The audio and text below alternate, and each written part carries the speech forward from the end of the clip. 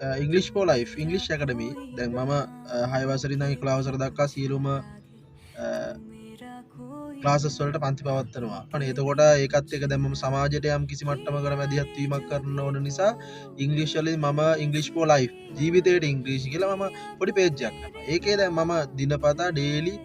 මම දානව ප්‍රේසස් කෝමද යස් කරන්න කියලා එතකොට දැන් අද මම වාඩි කියල දෙන්න දන්නේ මේ මම යන්නද මම කන්නද මම කතා කරන්නද මම දෙන්නද ඇයිත් මම කරන්නද ඇයිත් මම එන්නද වගේ අර කරන්නද කියලා කොහොමද පිංගලිශ්ලෙන් කියන එතකොට අපට ක්‍රම දෙකක් තියෙන ඔයාට මේ අයි කියලා කියන්න පුළුවන් නැත්තම් ශැල්ලයි කියලා කියන්න පුළුවන් මේ අයි කියලා කියන්න පුළුවන් එහෙම නැත්තම් ශැල්ලයි කියලා කියන්න පුළුවන්